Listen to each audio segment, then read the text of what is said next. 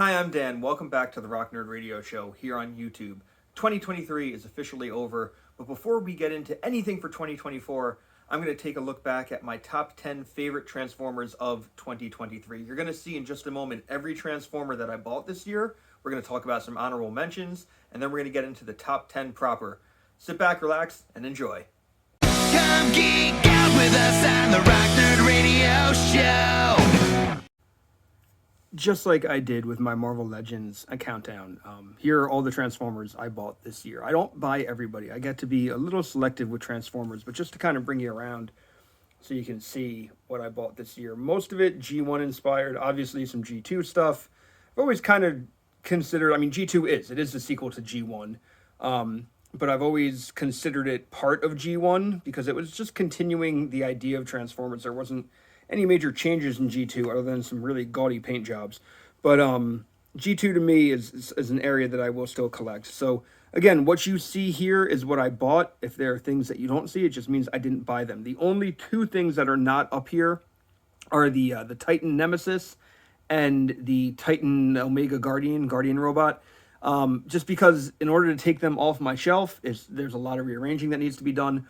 Not to mention, I don't think they would fit on this table with everybody else here. So they're not on the table, but everything else that I bought this year is. You will see a Megatron right in front of Deathsaurus. That is the Yellow Park model Megatron, and it's on here because it is an official Transformers product. I normally like my Transformers to transform, if I'm being honest, but this was a very cool kit, and I'm looking forward to getting more of their stuff like the Optimus Prime. So yeah, this is everything I bought this year. Let's dive into the countdown and see first what my honorable mentions are.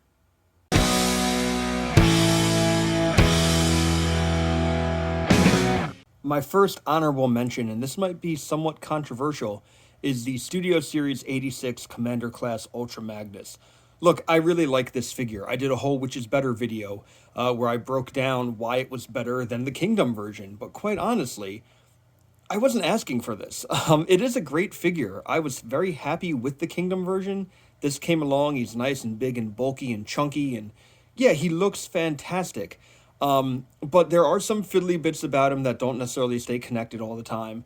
The peg on mine, on his smaller gun, the peg for the blast effect broke right out of the package, so there were some QC issues. Is he a great figure? Absolutely, but just not perfect enough to make it into my top 10 this year. But he is an honorable mention, and if you got him, I hope you enjoyed him. My next honorable mention is a smattering of figures from the Walmart Generation 2 Toxitron collection. As I said before, I really like Generation 2. I consider it, obviously, the sequel to G1, but an area that I collect. And these figures were really, really neat. You know, we have two G2 Stunticons now. We are well on our way to having a full G2 Minosaur. We got a great Grimlock repaint and an originally unreleased deco. And we got an official Toxitron figure amongst many, many more. I really like this subline. It's just that not many of them, because they're all just repaints, were enough to stand out on their own this year. That doesn't mean I don't have any repaints in my top 10, but none of these necessarily did it for me where I wanted to include them. Toxitron I was thrilled to get after all this time, but he is on that G2 Laser Prime mold. We got it Nemesis Prime or Scourge on that mold as well. And I'm starting to get tired of that mold, quite honestly. The Grimlock mold, I think, still stands up. It still looks great. But it was a cool era, a cool subline of Transformers this year. And while I like all these, I can't put any one of them specifically in the top 10. The next character who's an honorable mention is Twincast. Listen, I love this Blaster figure. When Blaster came out last year, he was in my top 10. Twincast is just a repaint. It's a very cool, somewhat neglected deco of Blaster, but it still looks very cool. I like this. It sits well on my Headmaster / Season 4 shelf.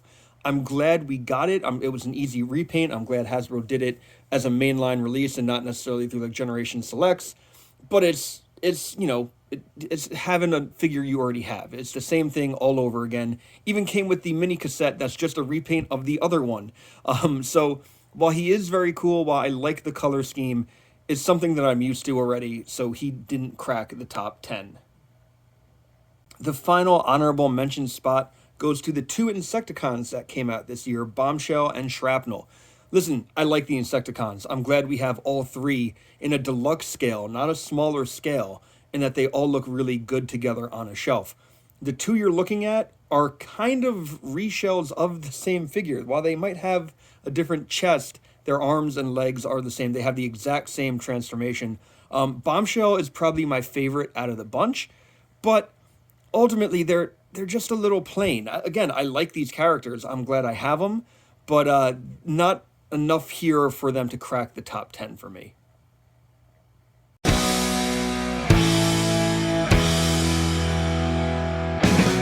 All right, so at number 10, and the first official entry in the top 10 is Nova Prime. I know I've spoken a little bit already about repaints. This is an extensive repaint and retool of the Cybertron Optimus Prime from the Siege line. I forget what they call it, like Galaxy Defender or something. And this is very much just a repaint of that with these cool wings. But you got to know, a lot of the characters who made the top 10 this year are characters who I've wanted for a very long time, and we've never gotten an official Nova Prime toy. The closest we've come was a few years ago in Combiner Wars. We had like a Battle Core Optimus who was a white Optimus Prime, and I used him as a stand-in for Nova Prime because he was just a big white Optimus-looking character.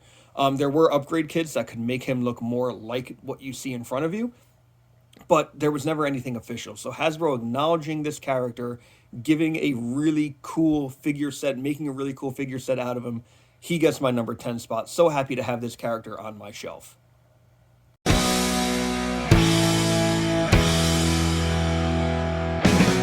Moving on to number 9, it is the Shattered Glass Grimlock figure. Again, a repaint, a figure I've already had. In fact, you saw the G2 Toxitron Grimlock before my honorable mentions. So why does this one get to be in the top 10? Well, honestly, I love this mold. And I love the color palette of this figure.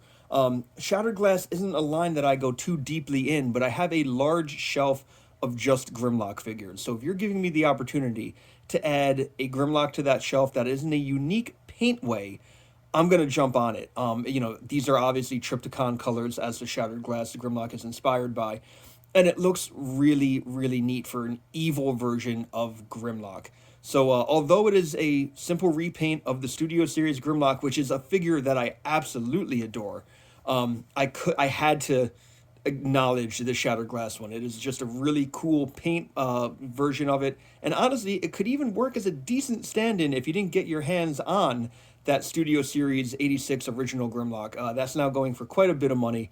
So this might be a decent stand-in if you can get him. I'm not sure what he goes for now either.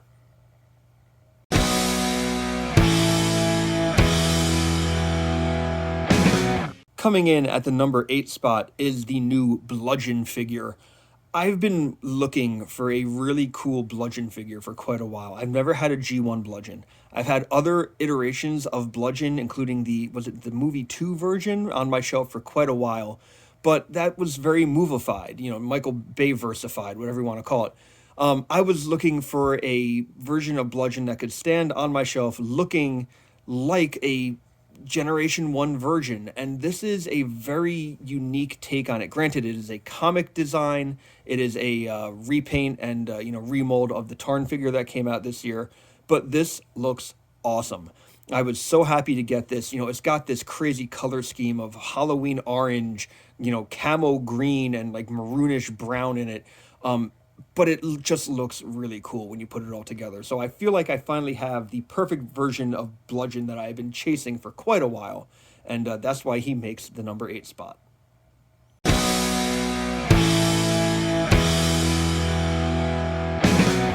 The number 7 spot goes to the Voyager class Metal Hawk. Look, I love Metal Hawk. I did a Which Is Better video about Metal Hawk. This is the closest we've gotten to a screen accurate Metal Hawk in the last, ever since the G1 figure came out. Metal Hawk is a character that I have wanted to have a screen accurate look of for quite some time. A number of years ago, I did a custom Metal Hawk off of Cyclonus' body, and history kind of repeated itself because this is definitely a partial on that Kingdom Cyclonus figure, which was also a great figure. But this figure just looks exactly like, in my brain, the Metal Hawk robot looks like. When it comes to Pretenders, I don't necessarily need the human Pretender shell. I'm much happier with the inner vehicle, inner robot mode looking cool and having a great alternate mode. And this has both. The alternate mode looks good, the robot mode looks good, and it doesn't have to worry about the human side of it. So that's why this character makes number 7. Just one that I'm so happy to finally have on my shelf. I have a small Transformers Master Force shelf. There aren't a whole lot of characters in that show, and he is in front and center on that shelf because I like him so much.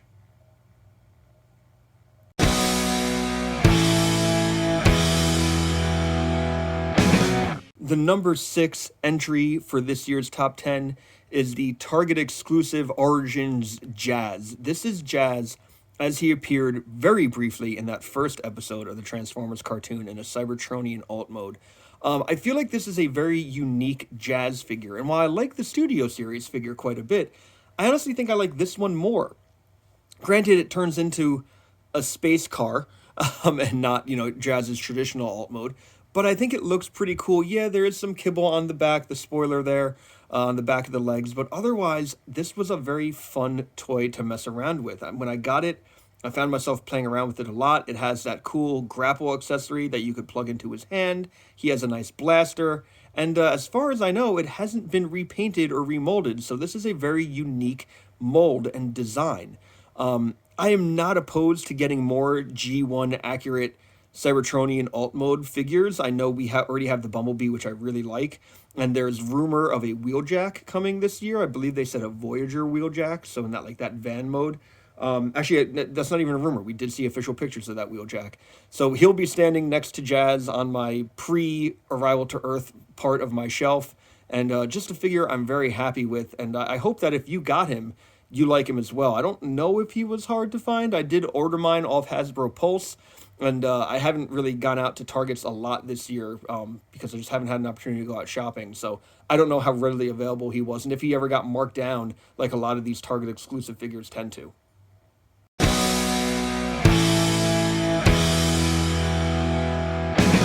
We are into the top 5 now of this countdown, and oh boy, am I glad that I listened to the internet chatter on this figure.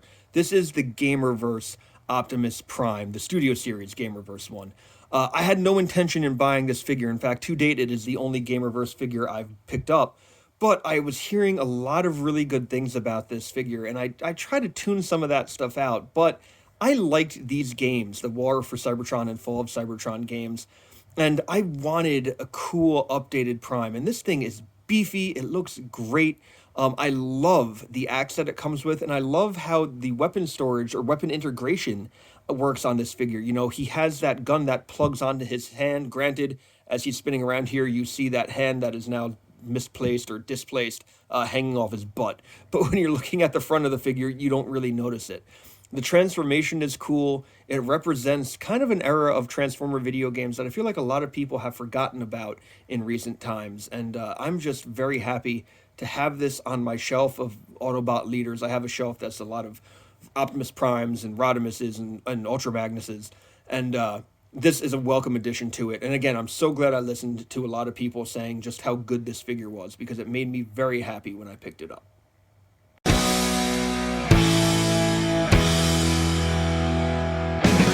My number 4 pick this year is the Studio Series 86 Snarl. Snarl barely had any time in the movie, just a couple frames of animation, and there were some worries that maybe he wasn't going to get a Studio Series figure like the rest of the Dinobots. We're still waiting on Swoop. But quite honestly, this figure came out so good. I think it looks really great in hand. It moves really great. These Dinobots are getting better and better, in my opinion. This is probably my second favorite Dinobot on that shelf, the first being Grimlock. But I really like how this figure came out. I'm hoping that if they do a Swoop, and I'm sure they will, they don't scale him down too much, because I don't really think a Swoop being smaller than the rest of the Dinobots, maybe he'll come with extra accessories or something, and if they make him a little smaller, they'll bump him up to that leader price point. We'll see. But I'm just very happy with this Snarl figure. Has a great transformation, has a great alt mode, and just something that I'm very, very happy with.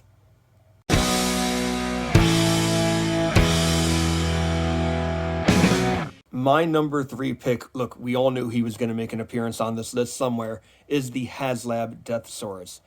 As I said in my unboxing of Deathsaurus video, I backed this thing before the promo video was done rolling that initial time. I was so excited to get him on my shelf, to stand him next to the Victory Saber Haslab project. This figure is awesome. The only reason why he's at number 3, and I 100% mean this, is because he came so late in the year. I got him like a week and a half ago as of filming this video. If I had him more in the year and I could have fiddled with him more, he probably would have been number 1. This is one of the best figures I have ever gotten from the Transformers toy line.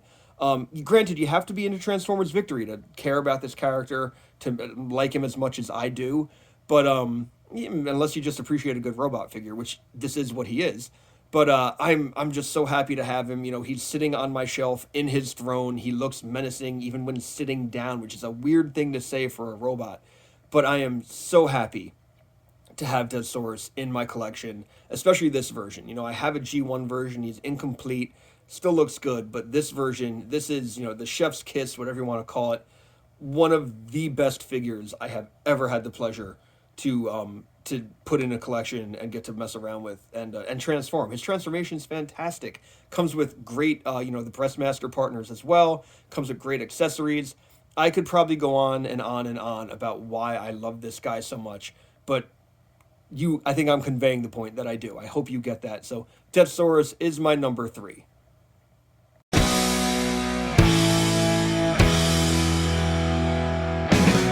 After my glowing review of Dead Sorc, you're probably wondering how anything can really beat it, and you're probably wondering how Needlenose beat him.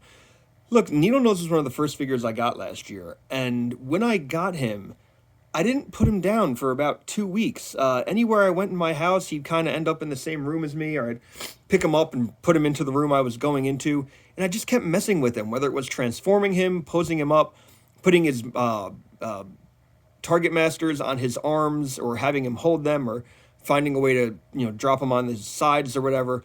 This ended up being just a fun figure to fiddle with. Even though he's on a shelf most of the time, I still find myself down here in my basement display area and taking him off the shelf and fiddling with him. He's just a fun robot to mess around with. I'm honestly surprised that in the Legacy Evolution toy line, we didn't see any more repaints of him. I think we could easily get some repaints of him, whether they be in the European Predator colorways, or maybe in some G2 characters. But this was a fun figure, something that I just really liked transforming, messing around with, and he looks really good. He's got a great color scheme, and I just really enjoy the character. So that's why Needlenose is at number 2.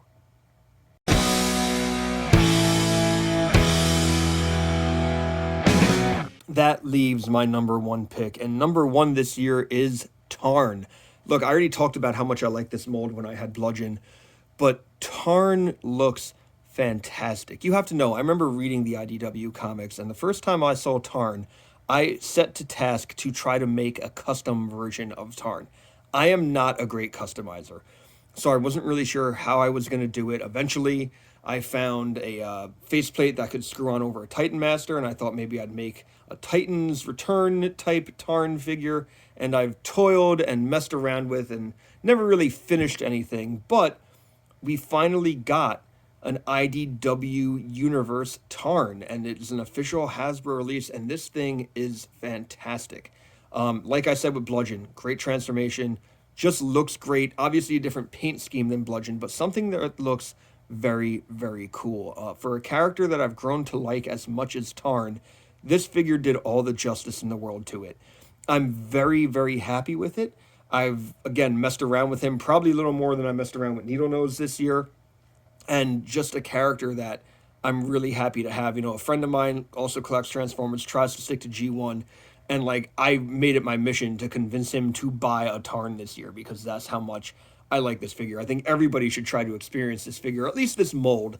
But this was my number 1 this year. This was one that I just couldn't stop raving about once I got him.